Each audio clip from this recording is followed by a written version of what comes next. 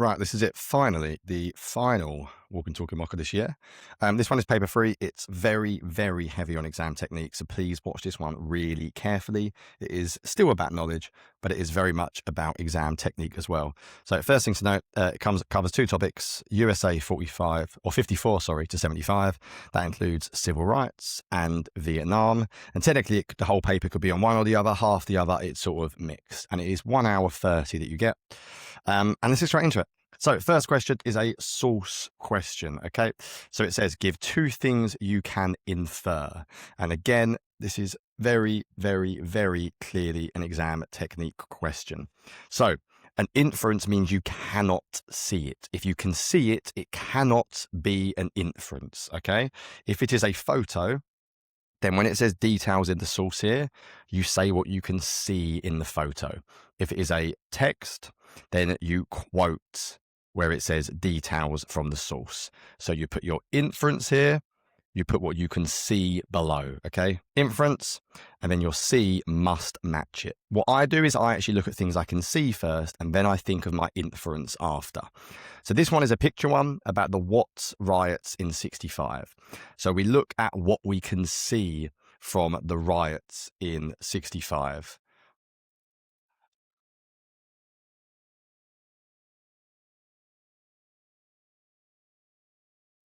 So we can see a soldier holding a gun. We can see a building on fire. We can see a street deserted. We can see a building destroyed, another building destroyed. So these are all things we can see, okay? So now we've got to think, what can we infer about the riots?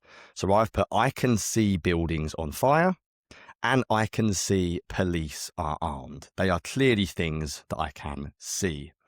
So what can I infer about the riots? Well, if there are multiple buildings on fire, I can infer that they caused widespread damage or expensive to the government, for example. What can I infer about the police being armed? I can infer that the riots were met with a violent response. These are not technically things that you can see. You can't see a violent response. You see armed. You can't see widespread damage. You see buildings on fire and destroyed. Okay, so remember, that's how you do this question. Infer, 1 mark, see for the second mark, and they must connect. So I sometimes do what I can see first and then try and think of an inference. If it's a photo, what can you see in the picture? If it's text, give a quote when it says what you can see, and make sure that your inference is about the question. So this question is about the riots, so my inference must be about the riots, okay? Right, moving on to the second question. You actually get a choice of 12 markers, which you don't get in any other paper. We assumed last year it was going to be a choice of civil rights in Vietnam, but it actually wasn't. So it could be 2 civil rights questions, it could be 2 Vietnam questions, but make sure you only do one of them, okay? 12 marker is the same as we've done on medicine and the same as we've done on Anglo-Saxon, so I'm not even going to really bother talking you through it that much. It is 3 times PEE, which means 3 times reasons why. So 3 reasons why. Remember, your points are really important. They should be broad. They should give you a chance to talk about a lot of things, and they shouldn't be specific. Your evidence should be specific. So 2 questions that I've given you.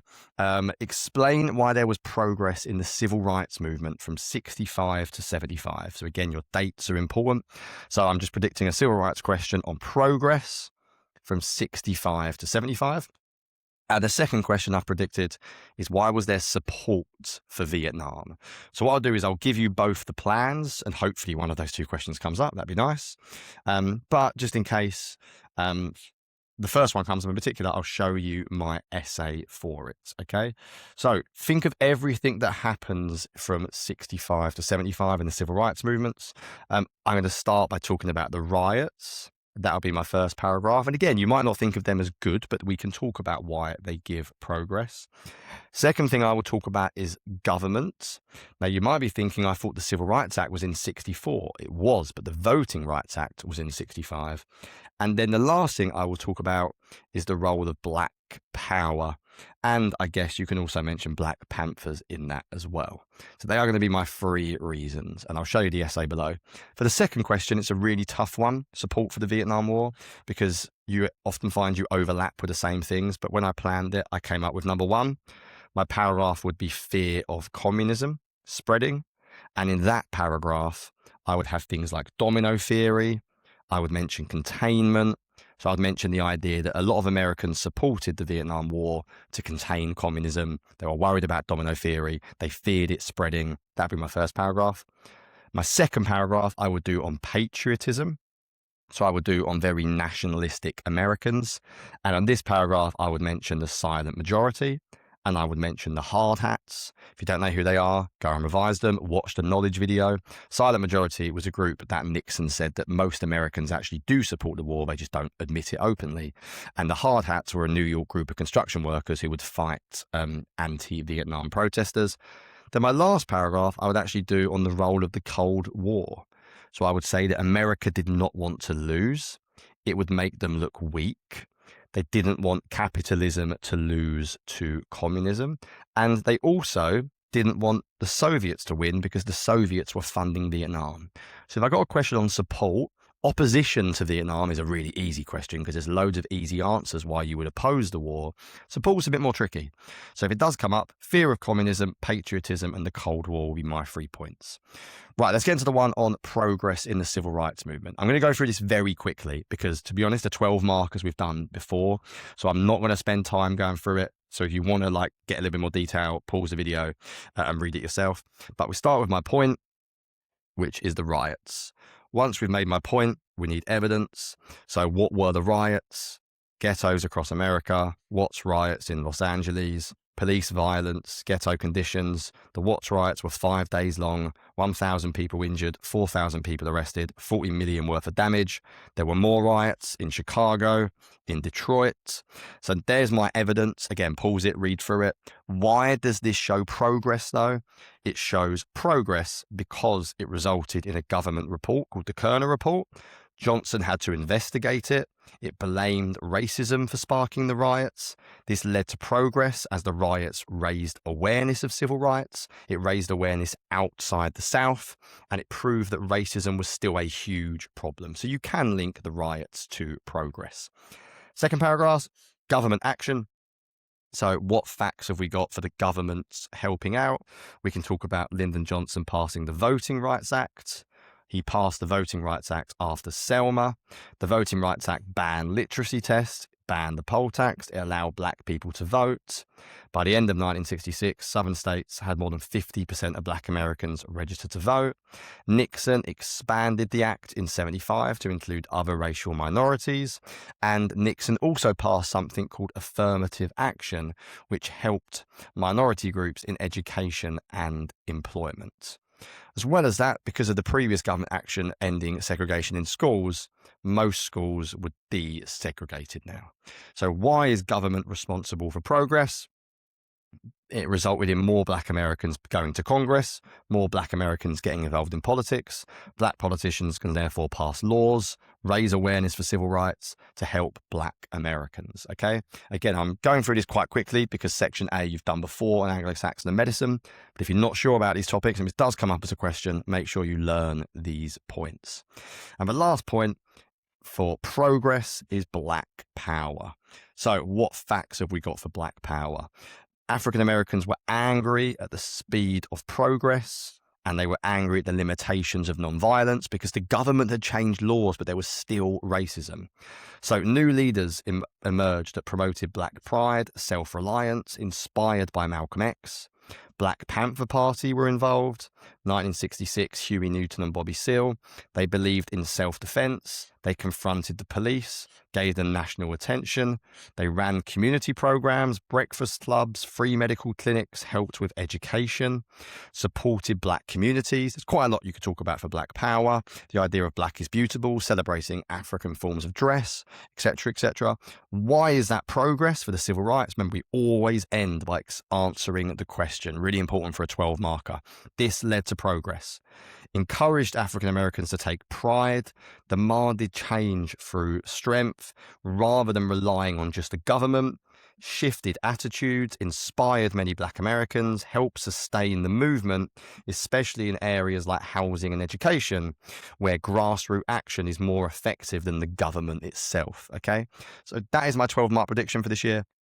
Again, I've gone through it relatively quickly, but make sure you learn both those essays in particular, just in case they come up. And if they do, we'll obviously be very, very happy.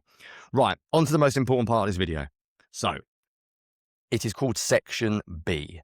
And many of you will remember from your PPE why this is so important. So, Section B, there are 4 questions. 3A, 3B, 3C, and 3D. 8 marks, 4 marks, 4 marks, 16 marks. All of them are going to be on the same topic. So you better hope it's a nice one, but it's all on the same topic, okay? So it's like one big inquiry. All of the questions are linked together. If it's on Brown versus Topeka, that means it's all on Brown versus Topeka. And this one is a source question. These 3 require you to read interpretations, but they are all about the same topic and they link together. You can get like half marks purely off technique on this bit. So really, really listen carefully. Rewind the video, watch it again. Make sure you understand how to do this.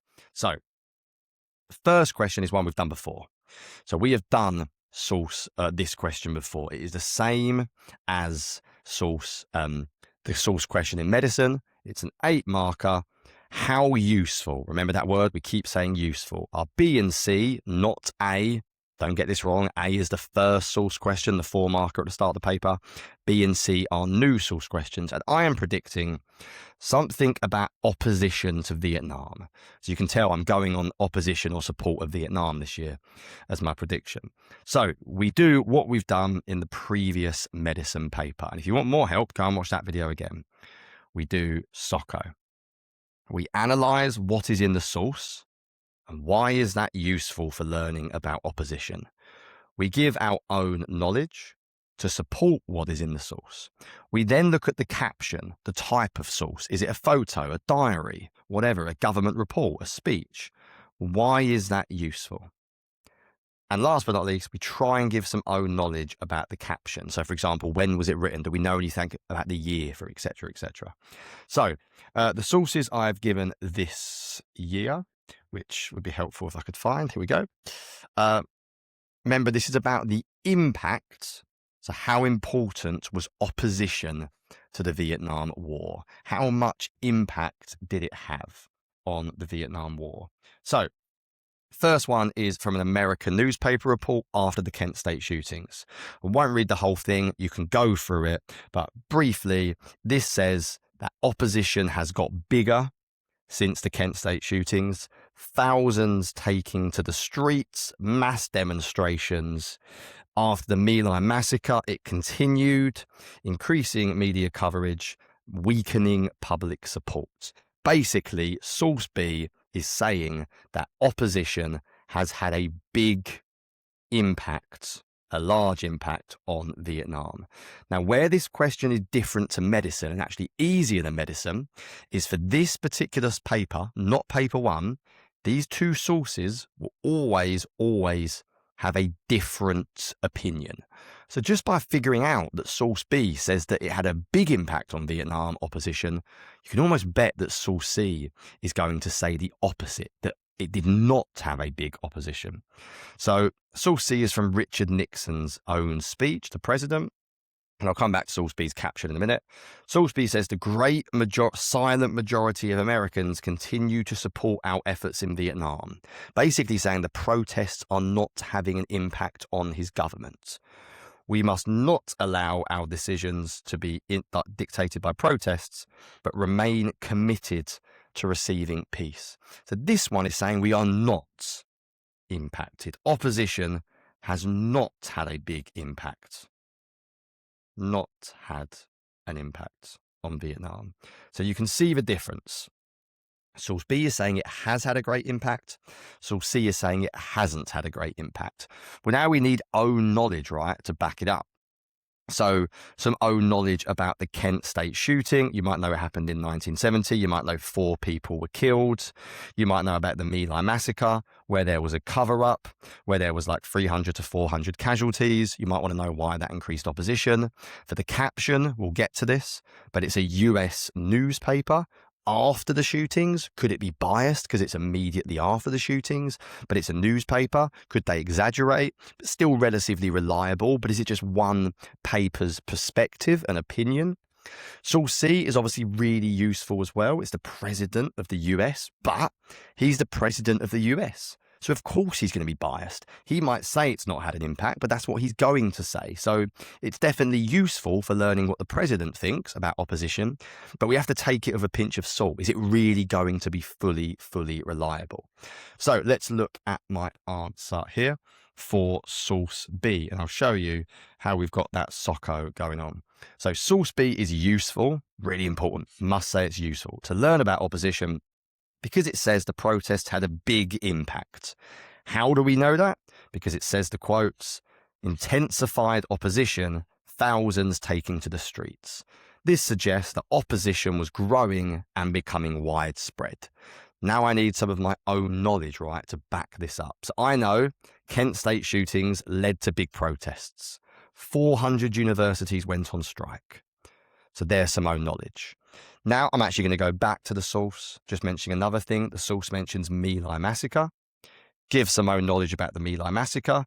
Only one man was convicted for the crime. This angered the public. So I've got some own knowledge there with the name Lieutenant Calley.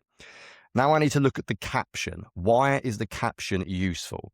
Well, it's a newspaper. It was written at the time. It wasn't written after. It reflects what people felt at the time. It focuses on protests to show us how important opposition was shaping public opinion. Newspaper, written at the time. I already said that. But it increases its value as it shows how opposition was being reported. So it's showing us how opposition was being reported. Can I give some own knowledge?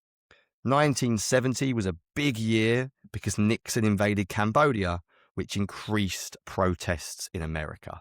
So I've explicitly said this is a useful source for learning what newspapers thought about opposition and what many people thought about opposition. Okay, so it is a useful source to learning about opposition at the time from a newspaper. Okay, now let's look at source C and we'll repeat the exact same thing.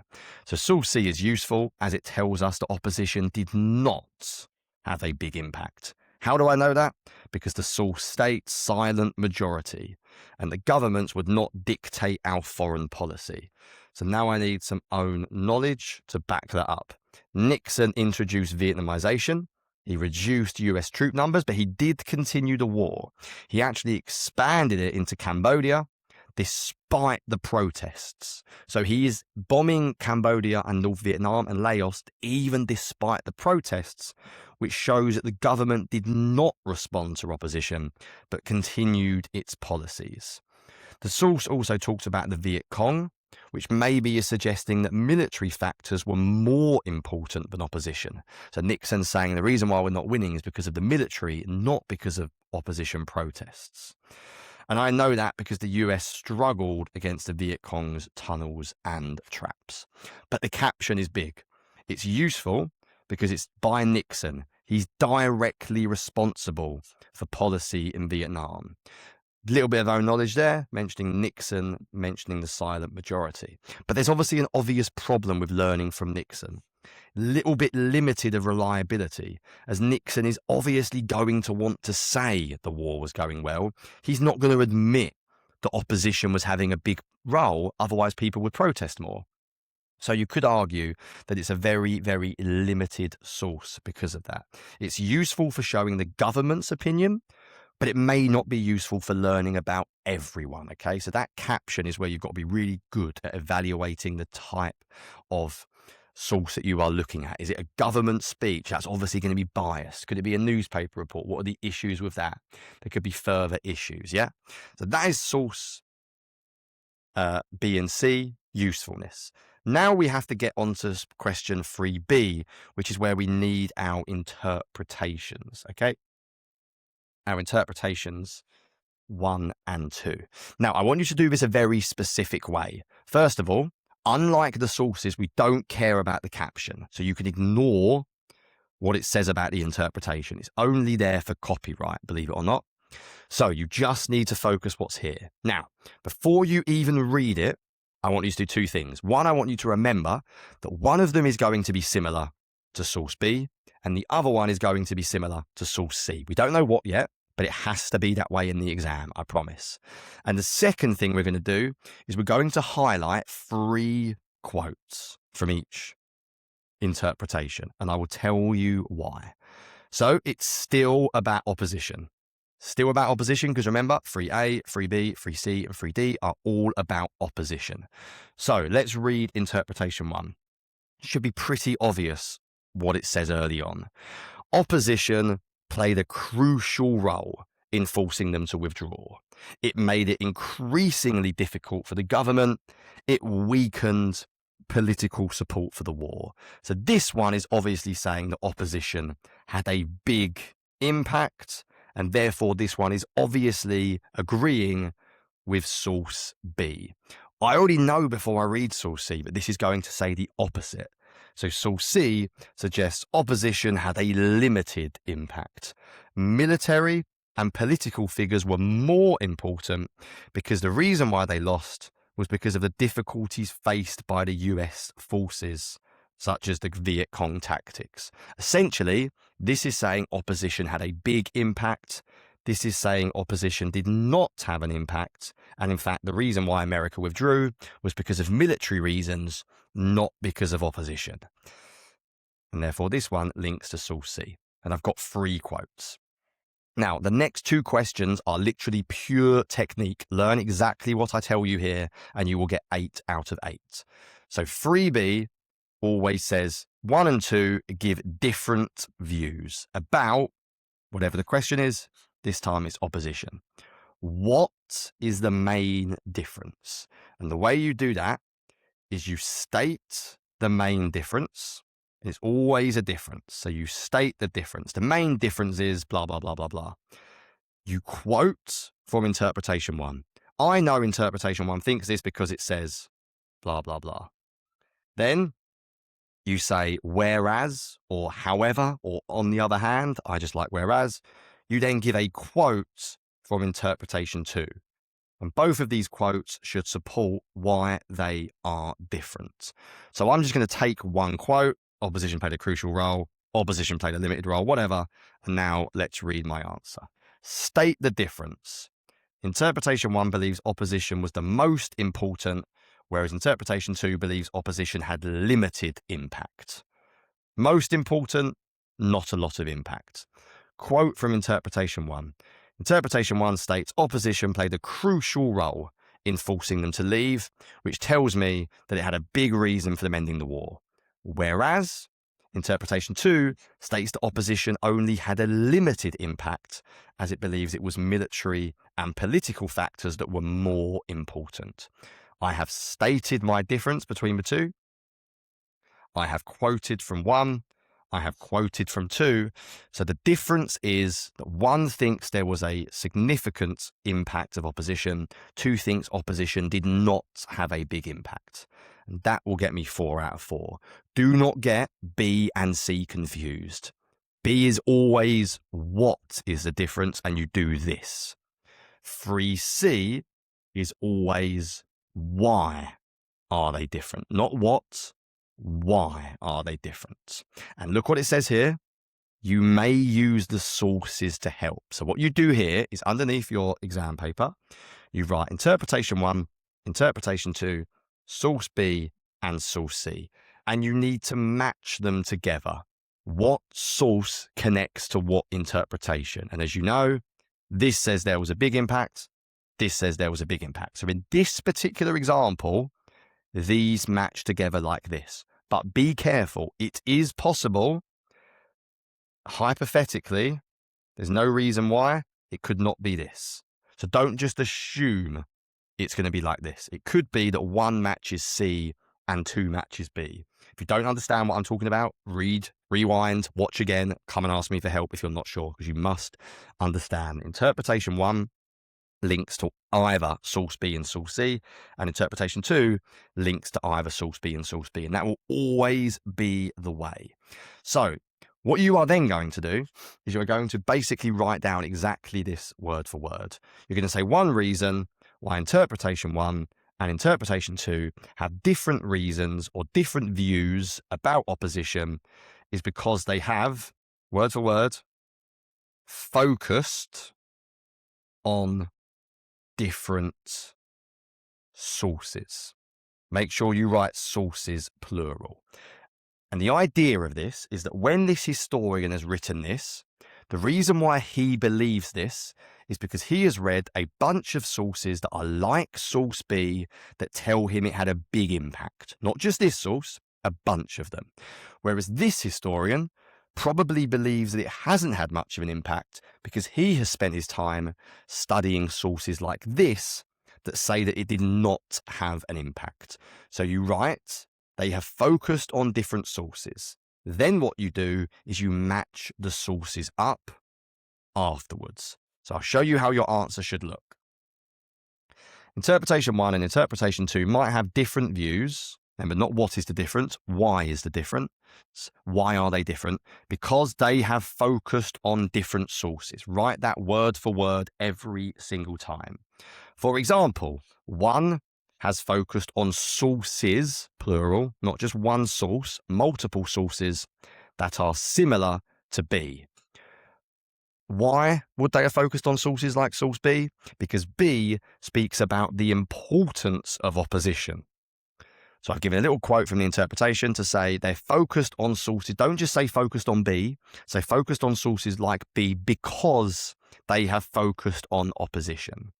Whereas, that key word again, 2 has focused on exactly the same, sources similar to C.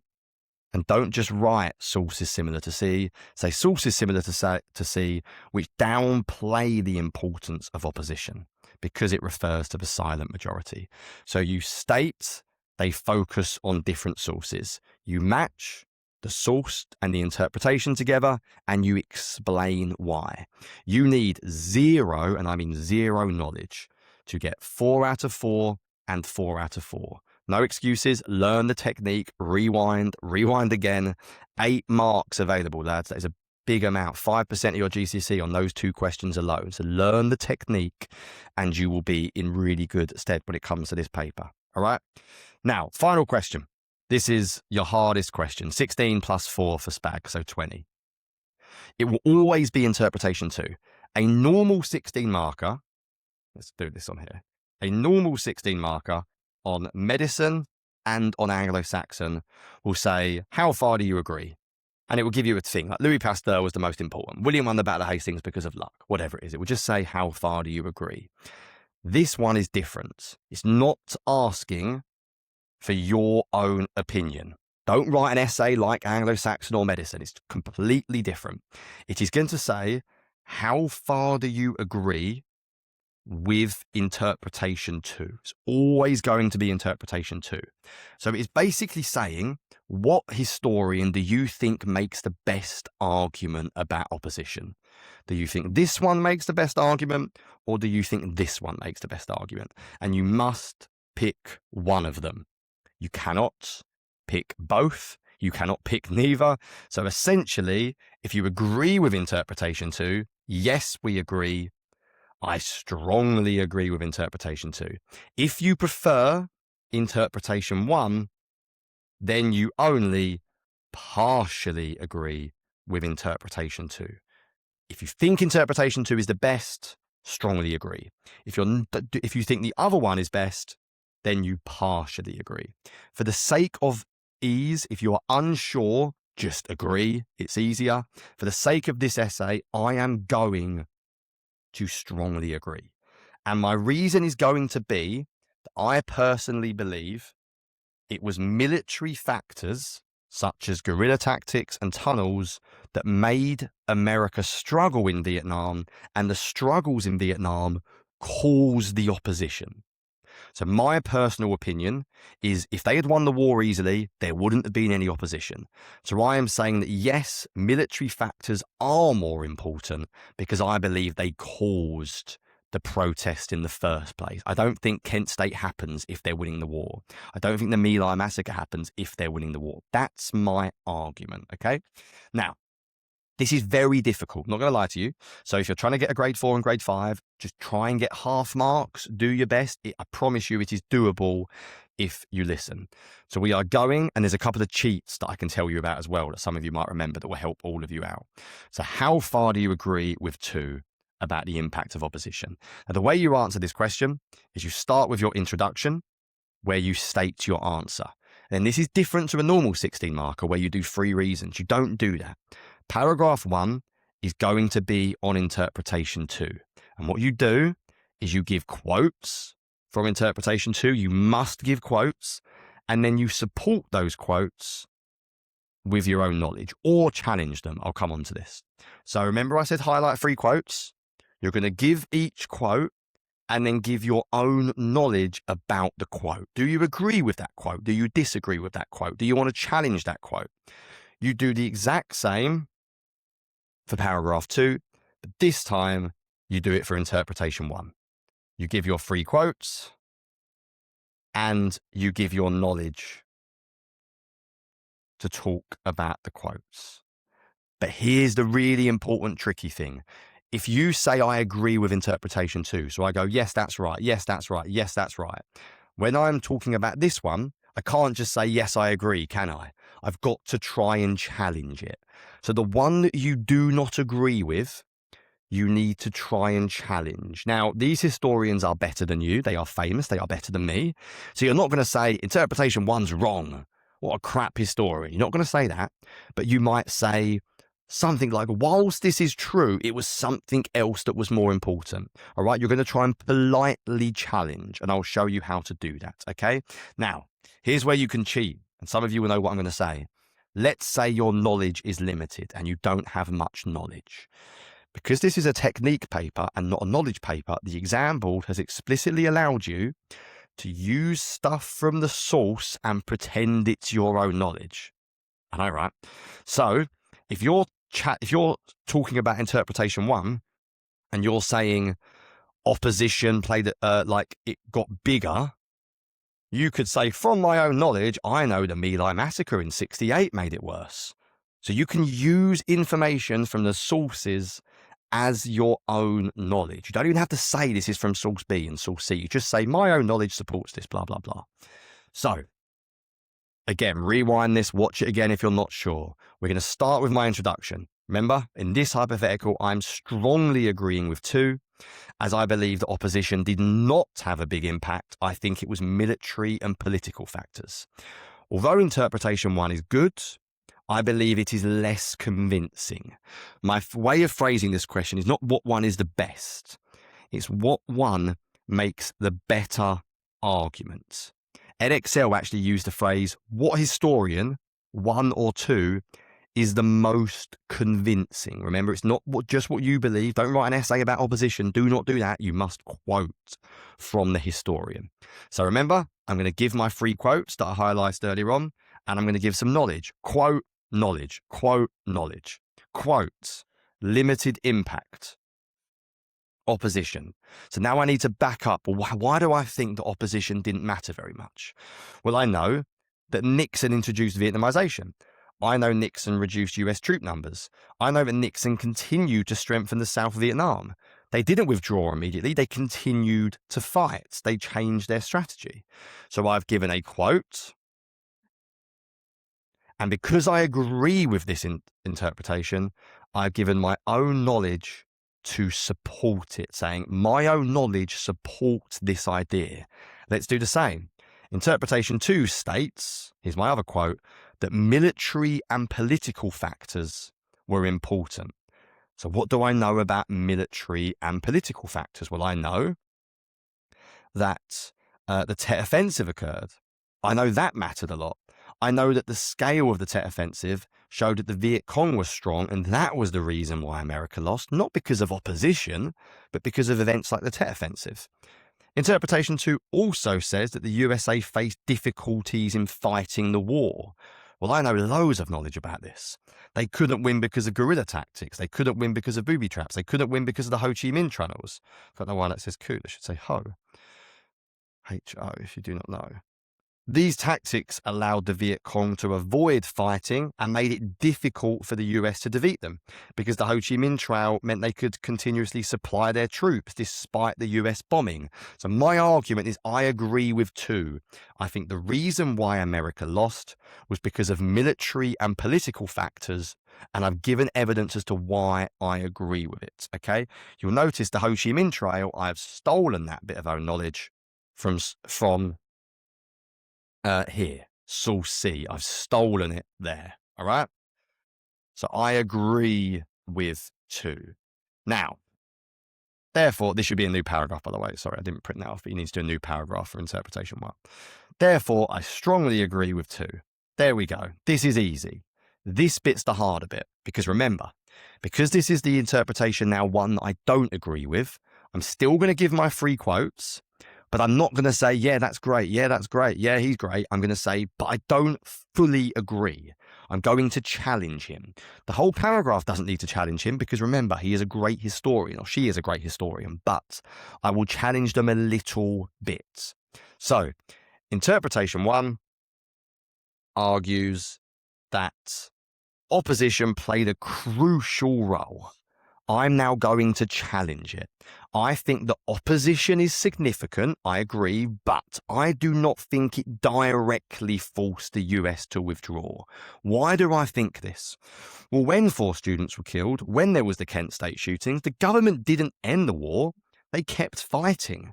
They stayed there for 3 years after. So I don't think opposition ended the war. Interpretation also says, here's another quote, they made it difficult for the government to continue. Now, whilst I agree, I think that's partly true, I personally think that even after My Lai massacre in 1969, you might think, oh, did that stop America attacking Vietnam? Well, no, it didn't. Because despite the American public being shocked, the USA continued to fight the war. They went into Cambodia. They attacked Cambodia with heavy bombing campaigns. They attacked Cambodia again in 1972. This proves that even despite the protests, the government was able to continue the conflict. So can you see, I'm giving my quote, but I'm not fully agreeing with it. I'm challenging 1. And the reason why I'm challenging 1 is because I fully agree with 2. Furthermore, interpretation 1 says opposition weakened political support. Now, I do agree it weakened political support. It increased pressure on the government and made it harder to justify the war because the interpretation is correct. Opposition did grow after My Lai and Kent State. However, I still prefer 2 because yes, it weakened political support, but it did not make the USA lose, meaning in my opinion, 1 is less convincing than 2. So if you want to follow the exact same structure as me, make sure you strongly agree. Then you finish with a quick conclusion. I just repeat the same argument. I strongly agree. Interpretation 2 is the best. Limited impact on the outcome. Yes, it did play an impact in public opinion, but the USA continued to fight, only withdrew due to military and political differences. Therefore, interpretation 2 provides the more convincing explanation. So remember, for this 16 marker, how far do you agree with 2? Is it the most convincing? And you need to give quotes, which is why you highlight the 3. Remember at the start, I said highlight 3 quotes. The reason why I do it is because then when you write your essay, you've already got your 3 quotes. But imagine for every quote you're giving own knowledge. Do you agree with it? Do you disagree with it? And the one that you don't agree with the most, whether that's 1 or 2, you need to challenge. So if you want to just do this to make it easier, if you always want to strongly agree, which if you're struggling with this question, you want a grade 4, you might choose to do, then when you write your paragraph on interpretation 2, support it. But when you write your paragraph on interpretation 1, try to challenge it. All right? So going back to this, remember, this is pure technique. You do not need much knowledge for any of these questions. If you learn the technique of what I've just done, go over it and watch it, even if your knowledge is not brilliant, even if you're not the best essay writer. If you can get 4 out of 8 with technique, 8 out of 8, and 8 out of 16, that is going to set you up to smash this paper. The only real knowledge question is the 12 marker. It's a tough paper. I highly, highly recommend you watch it more than once. You come and see me if you're not sure. If you get some practice interpretations, past papers, do it. But the technique will never change. Anything else you need, you know where I am. If not, remember I've got knowledge videos on civil rights in Vietnam, which you will need for your 12 marker and to help you with these 2 questions. Good luck.